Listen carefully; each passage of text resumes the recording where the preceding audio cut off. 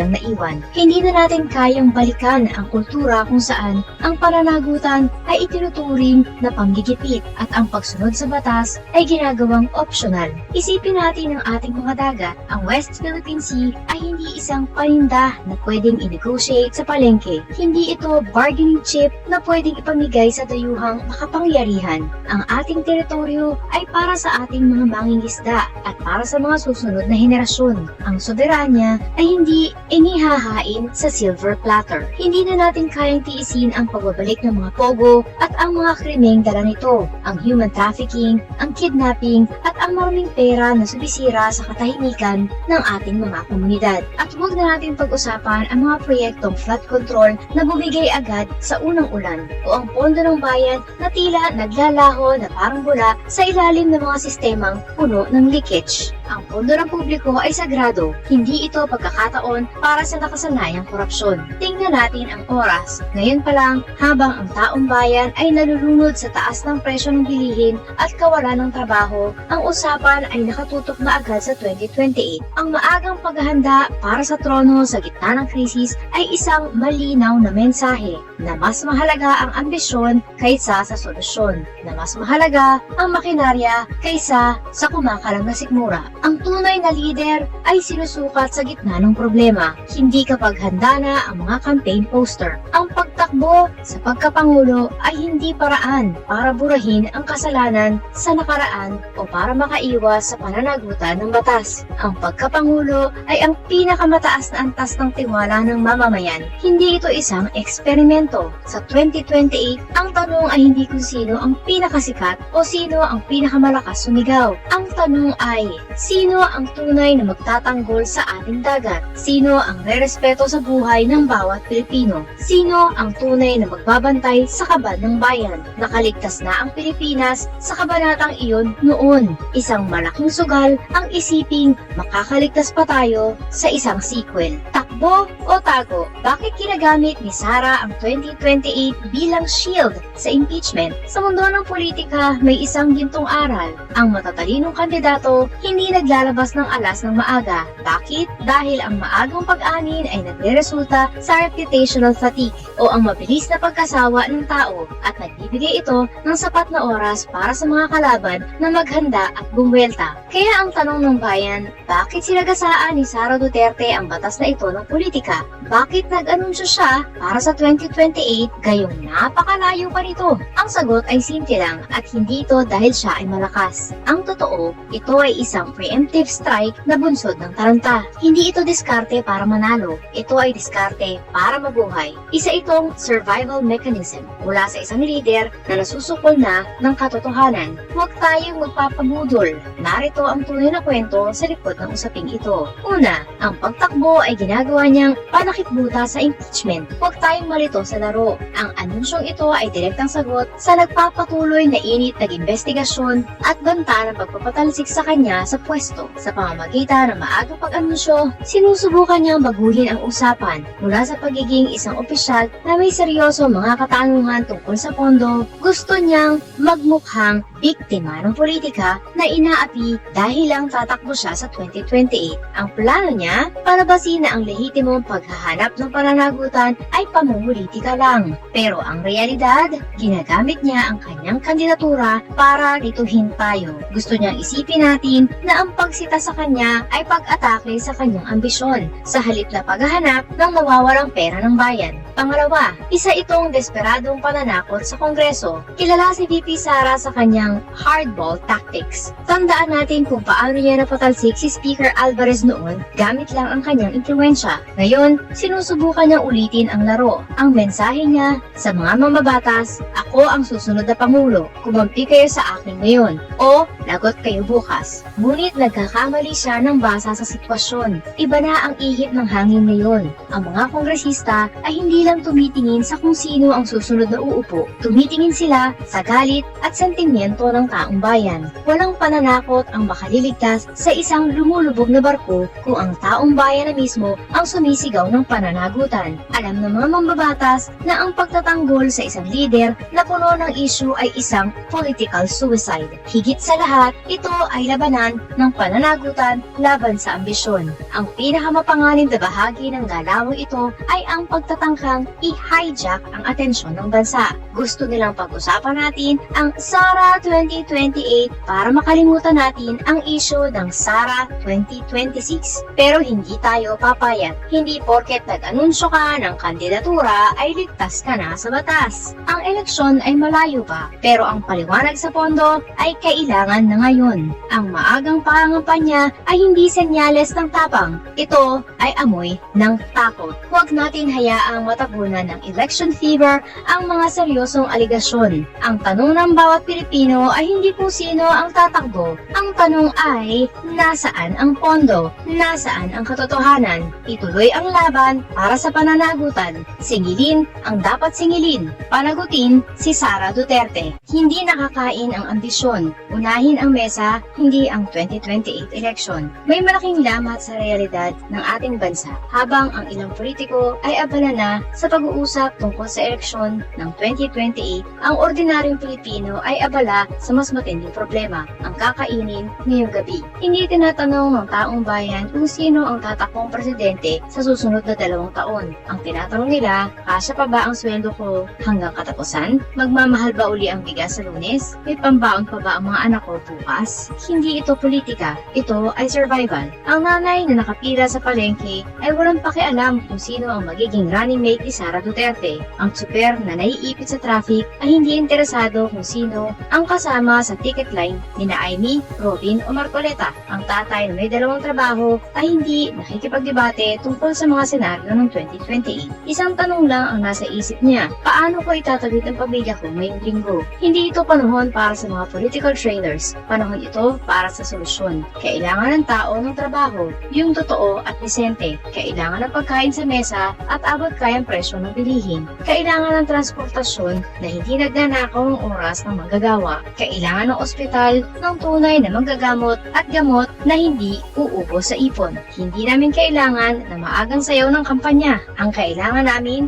gobyerno ngayon. Ito ang dahilan kung bakit ang pakikipagtulungan ni Pangulong Bongbong Marcos sa mga lokal na lider gaya ni na Mayor Leni Robredo at Mayor Isko Moreno ay hindi lang isang pakitang tao. Ito ay isang praktikal na pangangailangan. Kapag ang pambansa at lokal na lider ay nagkakaisa, gumagalaw ang mga proyekto, nagagawa ang mga flood control systems, mas mabilis na nakakarating ang ayuda, nagkakaroon ng trabaho na paglilingkuran ang tao kung saan sila nakatira. Ganito nilulutas ang mga problema, hindi sa pagpapractice ng mga speech para sa 2028, hindi sa paglulutang ng mga kandidato, hindi sa pagbebenta ng paraiso na 2 taon pa ang layo. Ang liderato masyadong maagang nag-aambisyon ay nagbubunyag ng isang masakit na katotohanan, maling prioridad. Kapag ang mga lider ay nagtatayo ng tore ng kapangyarihan habang ang mga pamilya ay hirap na hirap sa araw-araw, malinaw kung ano ang kanilang pinoprotektahan. Ang tunay na liderato ay nasusukat sa ginhawang hatid nito ngayon. Ayusin ang presyo, dagdagan ang trabaho, pagandahin ang eskwelahan at ospital, gawing mura ang gamot.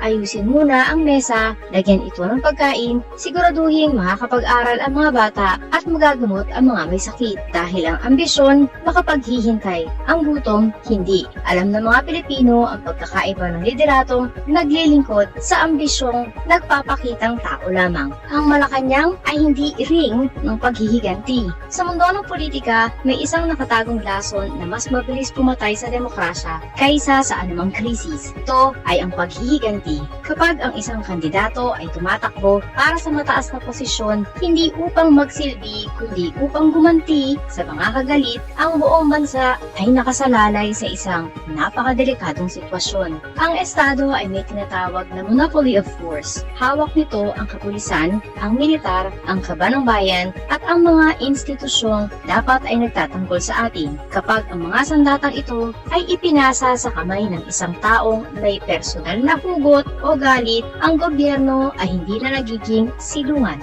Ito ay nagiging armas. Hindi ito haka-haka o teorya lamang. Nakita na natin natin ang ganitong mekanismo sa madidilim na pahina ng kasaysayan ng mundo. Halimbawa, si Adolf Hitler ng Germany, ginamit niya ang naratibo ng pambansang kahihiyan matapos ang First World War. Sa halip na itayo ang ekonomiya ng payapa, itinanim niya ang galit laban sa mga Hudyo at ibang bansa. Ang resulta, isang diktadura at ang pinakamadugong digmaan sa kasaysayan, Pol Pot ng Cambodia. Ginamit niya ang kapangyarihan upang linisin ang lipunan mula sa mga itinuturing niyang kaaway, ang mga edukado at mga tagalungsod. Ang paghihiganting ito ay nauwi sa killing fields kung saan milyon-milyon ang namatay sa genocide. Idi Amin ng Uganda. Pinersonal niya ang kapangyarihan upang puksain ang kanyang mga kritiko. Habang siya ay nagpapasarap sa kapangyarihan at naghihiganti, bumagsak ang ekonomiya at naghari ang takot sa kalsada. Paano natin malalaman kung ang isang leader ay papunta na sa landas ng paghihiganti? Mayroong tatlong mekanismong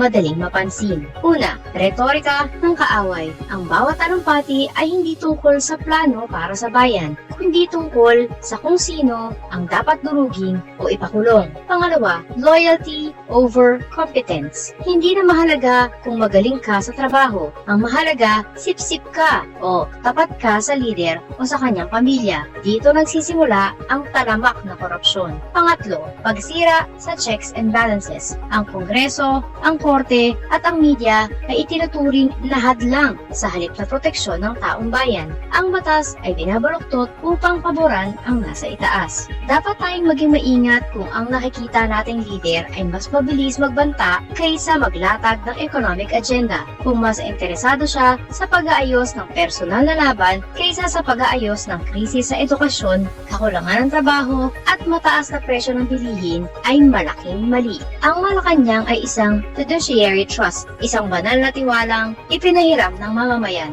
Hindi ito entablado para sa mga personal vendetta o pagprotekta sa interes ng isang dinastiya. Ang tunay na leader ay sinusukat sa kanyang pagtitimpi. Ang tunay na matapang ay ang leader na kayang sumunod sa batas kahit hindi ito pabor sa kanya at kayang ilagay ang sikmura ng masa sa itaas ng kanyang sariling pride. Kapag ang motibasyon ng pamumuno ay galit, ang sistema ang unang nasisira, at kapag ang sistema ng hustisya at gobyerno ay nadurog na, napakahirap na nitong ibalik. Huwag nating payagan na ang ating kinabukasan ay maging pambayad utang sa mga personal na away ng mga politiko. Piliin ang leader na may plano para sa iyo, hindi ang leader na may listahan ng mga kaaway na nais niyang resbakan. Pangulong Bongbong Marcos Jr., aksyon sa gitna ng ingay, ang katotohanan sa likod ng mga numero. Sa mundo ng politika sa Pilipinas, madaling madala sa agos ng mga survey at headlines. Kamakailan, naging maugong ang balita tungkol sa pagbaba ng net trust ratings ni Pangulong Bongbong Marcos Jr. sa -3.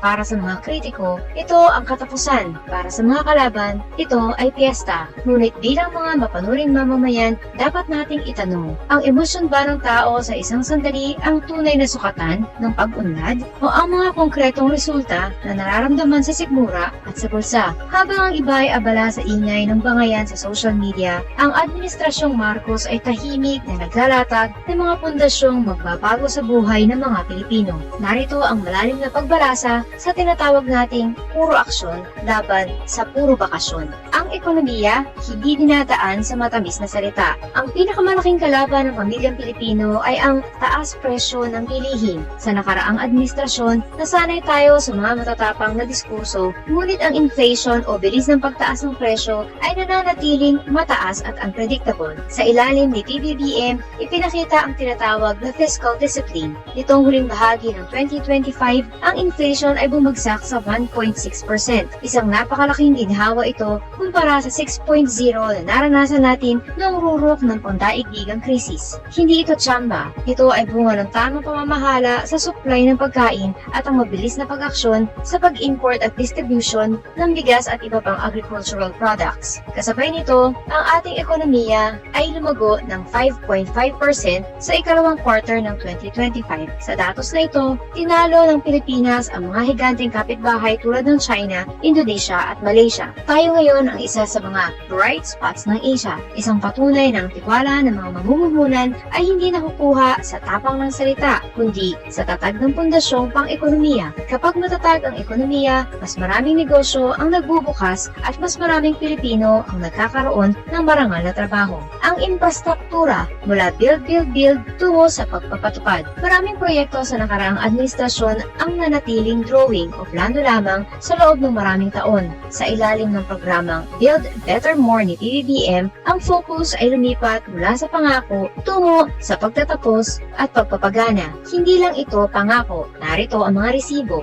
LRT1 Cavite Extension, Phase 1. Matapos ang ilang dekadang paghihintay at paulit-ulit ng groundbreaking, sa wakas ay binuksan ito nitong huling bahagi ng 2024. Nagbigay ito ng mabilis at murang transportasyon sa libo-libong manggagawa mula sa South na nagtatrabaho sa Metro Manila. Pangil Bay Bridge, binuksan noong Setyembre 2024. Ito na ngayon ang pinakamahabang tulay sa Mindanao na tumatawid sa dagat. Ang dating 7 oras na biyahe o mahabang paghihintay sa barko ay naging 7 minuto na lamang. Ito ang tunay na kahulugan ng pagkonekta sa mga isla ng Pilipinas. Sa kasalukuyan, mayroong 198 infrastructure flagship projects na nagkakahalaga ng 8.8 trillion pesos. Ito ay hindi pautay-utay na plano. Ito ay mga aktibong proyekto na nagbibigay ng trabaho sa libo-libong mga inhinyero at manggagawang Pilipino at magpapababa sa gastos ng transportasyon at pagkain sa mga susunod na taon.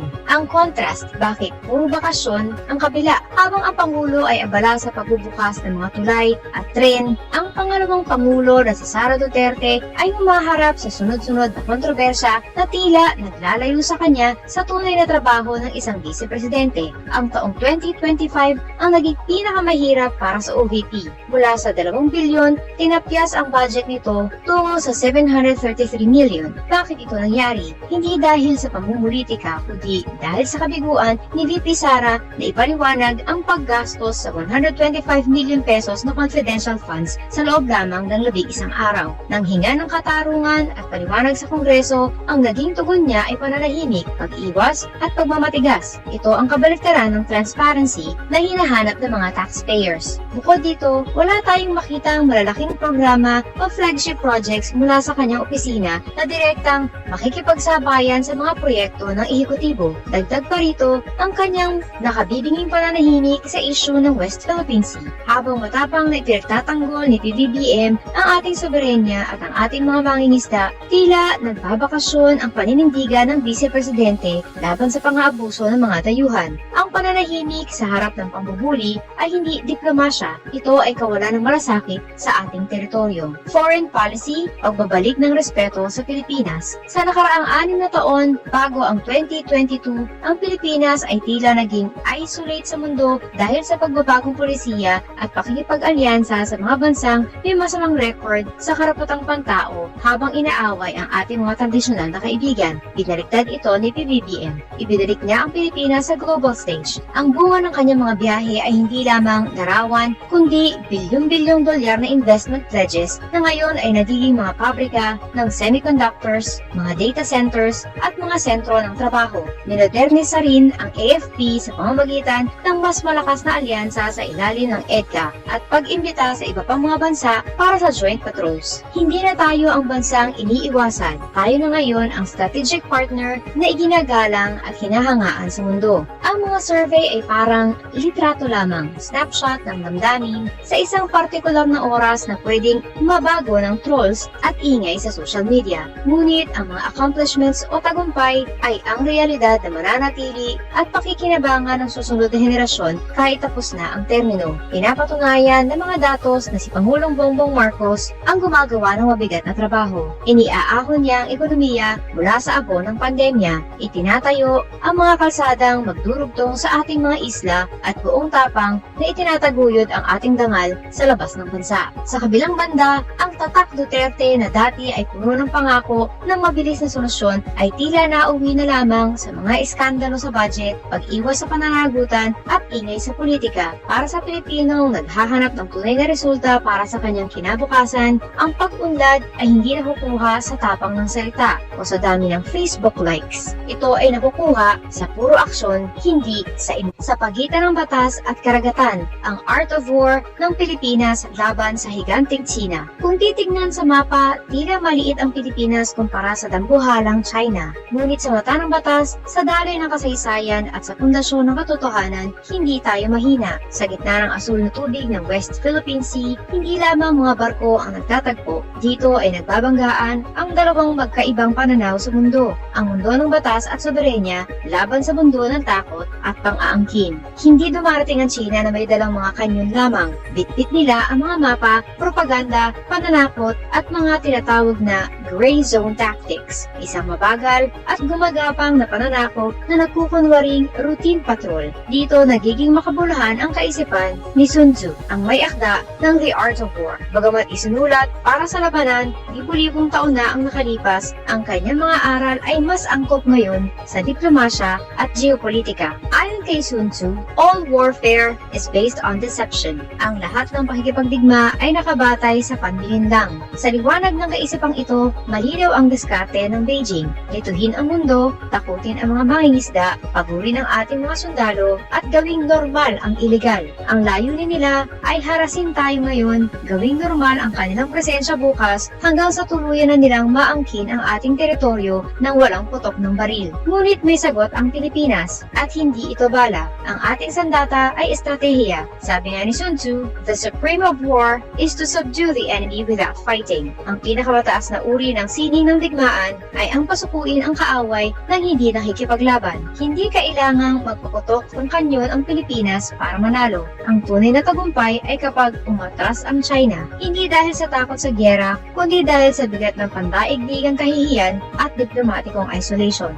Itinuturo rin ni Sun Tzu, if you know the enemy and know yourself, you need not fear the results of 100 battles. Kilalanin natin ang kalaban. Iniiwasan ng China ang bukas na digmaan dahil alam nila ang matinding kapalit nito sa kanilang ekonomiya. Kaya gray zone tactics ang gamit nila. Water cannons, lasers, pagbangga sa mga barko, at mga peking mangingisda. Ngunit kilalanin din natin ang ating sarili. Maaaring maliit ang ating militar, ngunit mas matibay ang ating legal na pundasyon. Maaari tayong gipitin sa ekonomiya, ngunit tayo ang may moral na katwiran. Maaaring tayo ang nasa gitna ng dagat, ngunit hindi tayo nag-iisa sa buong mundo. Ang 2016 Hague Ruling ay hindi lamang pirasong papel. Ito ay isang kalasag. Hindi ito haka-haka, ito ay desisyon ng batas na kinikilala ng halos lahat ng bansa. Sa bawat pagkakataon na nilalabag ito ng China, lalo silang nagmumukhang mapang-api sa harap ng pandaigdigang komunidad. Paalala ni Sun Tzu, he will win who knows when to fight and when not to fight. Mananalo ang nakakaalam kung kailan lalaban at kung kailan hindi. Hindi kailangan makipagbarilan ang Pilipinas, ngunit hindi tayo dapat umatras. Ang laban natin ay hindi lamang sa pagitan ng mga barko. Laban ito sa narrative o kung ano ang pinaniniwalaan ng mundo. Ang bawat video ng harassment, bawat water cannon attack, at bawat pagharang sa ating resupply missions ay ebidensya. Ito ay mga sandata sa laban para sa katotohanan. Ang tunay nating diskarte ay simple ngunit matalim. Igiit ang batas ng walang humpay. Palakasin ang alyansa sa US, Japan, Australia at ASEAN. I-expose ang bawat paglabag ng malakas at malinaw. Bawasan ang pagdepende sa ekonomiya ng China. Magkaisa ang mga Pilipino dahil ang pagkakahati-hati natin ang pinakamalaking alas ng China. Sabi pa ni Sun Tzu, appear weak when you are strong and strong when you are weak. Akala ng China ay mahina tayo dahil sa sukat ng ating bansa. Ngunit ang isang maliit na bansang matatag na nakatayo sa pandaigdigang batas ay hindi mahina. Ito ay strategically powerful. Hindi kailangan magpaputok ng unang bala ang Pilipinas. Kailangan lamang nating tumayo, magdokumento, kumapit sa mga kaalyado at lumaban sa legal na paraan hanggang sa maging masyadong mahal o mabigat para sa Beijing ang patuloy na pambubuli. Sa huli, narito ang isa pang makapangyarihang linya mula sa The Art of War. Victorious warriors win first and then go to war, while defeated warriors go to war first and then seek to win. Ang mga nagtatagumpay na mandirigma ay nananalo muna bago sumabak sa gera. Ang mga talo ng mandirigma ay sumasabak muna sa gera bago magharap ng paraan para manalo. Hindi dapat magmadali ang Pilipinas sa madugong labanan. yan. Dapat muna nating panalunan ang legal na laban, ang diplomatikong laban, ang laban ng impormasyon. Sa ganitong paraan, magiging hindi na kailangan ang bukas na digmaan. Ang West Philippine Sea ay hindi lamang tubig, basura o bato. Ito ang ating buhay, ang ating kasaysayan at ang ating kinabukasan. Hindi ito maaaring ipamigay, hindi maaaring kalimutan at hindi isusuko. Kung tayo ay magkakaisa, dala ang batas, tapang, mga kaalyado at tamang diskarte, kayang talunin ng isang maliit na bansa ang isang higante. Hindi sa lakas ng armas, kundi sa talino ng diskarte. Hindi sa takot, kundi sa katotohanan. Ang male Miriam myth, bakit hindi isang Rodante Marcoleta ang isang Miriam Defensor Santiago? Noong 2025 midterm election season, naging usap-usapan ang isang advertisement ni Rodante Marcoleta. Doon, ipinosisyon niya ang sarili bilang ang male version ni Miriam Defensor Santiago. Parang sinasabi niya na iisang hulma lang sila, magkaibang katawan lang, pero parehong tapang at talino. Sa unang tingin, mukhang cool ang branding. Sino ba naman ang hindi gustong maging susunod na Iron Lady of Asia? Pero sa politika, ang pangalan ay hindi parang costume na isinusuot lang tuwing kampanya. Ang pangalan ay may kalakip na record, prinsipyo at bigat ng batas. Kapag inihahambing mo ang dalawang ito side by side, malinaw na ang pag-angkin ni Marcoleta sa legacy ni Miriam ay hindi lang exaggeration. Ito ay isang malaking pagkakamali. Narito ang paghimay kung bakit langit at lupa ang distansya ng kanilang mga prinsipyo.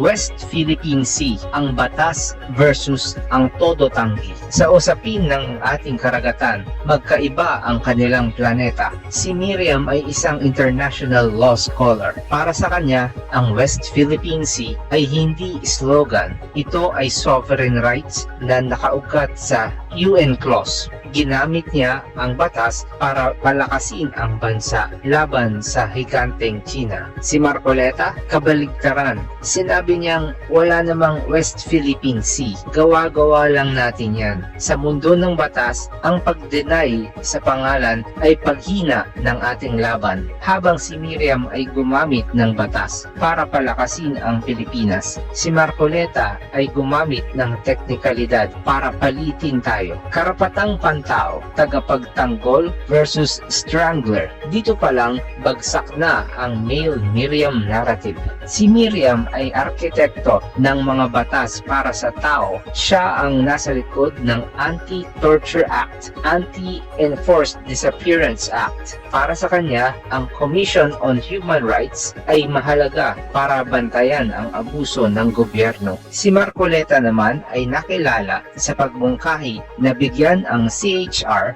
ng 1,000 pesos budget. Hindi iyon pagtitipid, iyon ay pagsakal sa isang institusyong nagbabantay sa ating kalayaan. Habang si Miriam ay naging judge sa International Criminal Court, si Marcoleta naman ang isa sa pinakamaingay na bumabatikos dito para protektahan ang mga kaalyado. Kalayaan sa pamamahayag, pagpapalawak versus pagsasara. Si Miriam ang sumulat ng Magna Carta for Philippine Internet Freedom. Gusto niyang tanggalin ang kulong sa libel at palawakin ang malayang pananalita. Ang tingin niya sa Bill of Rights ay panangga ng tao laban sa gobyerno. Si Marcoleta, siya ang naging mukha ng ABS-CBN shutdown. Ginamit niya ang batas hindi bilang gabay, kundi bilang pamalo para pasunurin ang media. Habang si Miriam ay gustong magpalawak ng boses, si Marcoleta ang naging instrumento sa pagpatahimik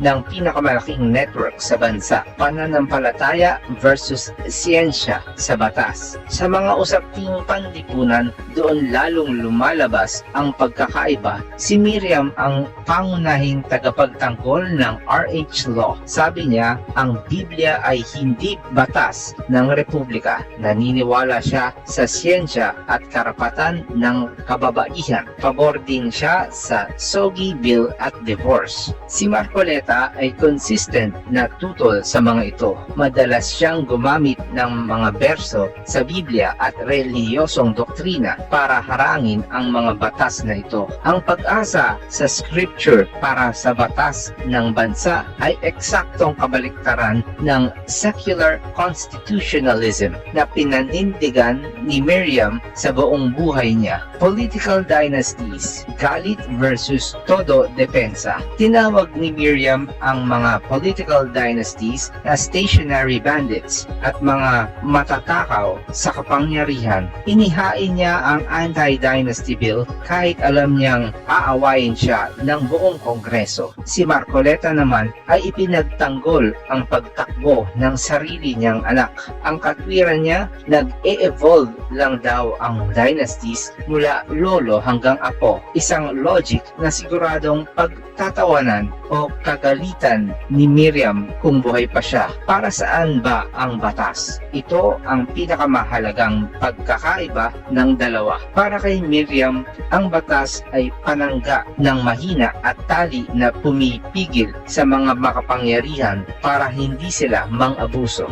Para kay Marcoleta, ang batas ay tila sandata para protektahan ang mga kaalyado at ipagtanggol ang administrasyon. Si Miriam ay bumangga sa mga presidente. Si Marcoleta ay tagapagtanggol ng mga ito. Si Miriam ay nagpapalawak ng karapatan. Si Marcoleta ay nagpapakitig ng mga institusyon. Ang pagtawag kay Rodante Marcoleta bilang male Miriam ay isang papuri. Ito ay isang maling pag-label sa kasaysayan. Si Miriam Defensor Santiago ay isang system builder. Siya ay nakabase sa konstitusyon, sa karapatan at sa soberanya. Si Rodante Marcoleta ay isang system enforcer, nakabase sa politika, sa relihiyon at sa karapatan sa kung sino ang nakaupo. Sa dulo, malinaw ang ebidensya. Ang tapang ni Miriam ay galing sa prinsipyo, habang ang ingay ni Marcoleta ay galing sa postura. Ang pangalan ni Miriam ay may bigat na hindi kayang pasanin ni Marcoleta. Hindi dahil bawal siyang mangarap, kundi dahil sa record pa lang,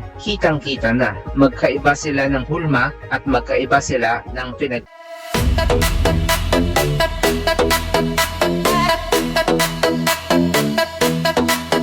Takot na ang mga aso, dumarating ang mga kaso. Sila ay sinusundo na, dadalhin sa tatay nila. Aray waranto, takbo na bato, takbo na bato, takbo na bato. Aray waranto, bakit na bongo, bakit na bongo, bakit na bongo. Aray waranto, takbo na bato, takbo na bato, takbo na bato. Aray waranto, bakit na bongo, bakit na bongo, bakit na bongo.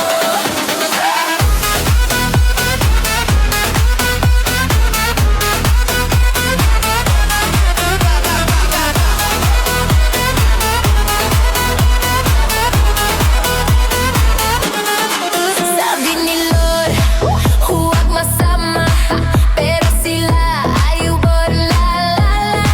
Nalalapit na silang masira, ay nagkarma, ay nagkarma. Aray waranto, takbo na bato, takbo na bato, takbo na bato. Aray waranto, bakit na bongo, bakit na bango, bakit na bongo. Aray waranto, takbo na bato, takbo na bato, takbo na bato. Aray waranto, bakit na bongo, bakit na bongo, bakit na bongo.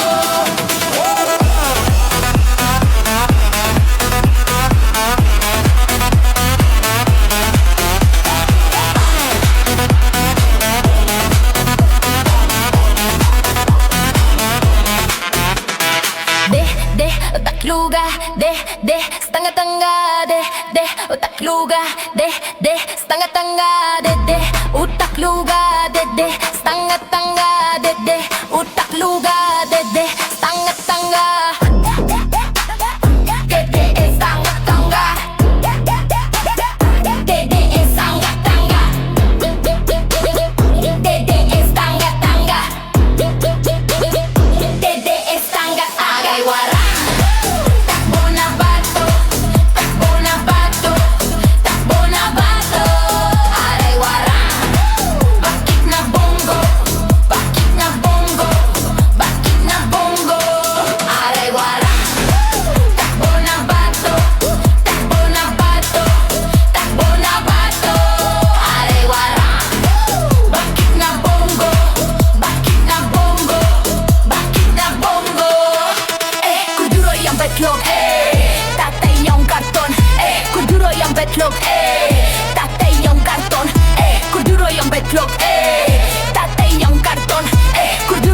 itlog, eh. Dati yung karton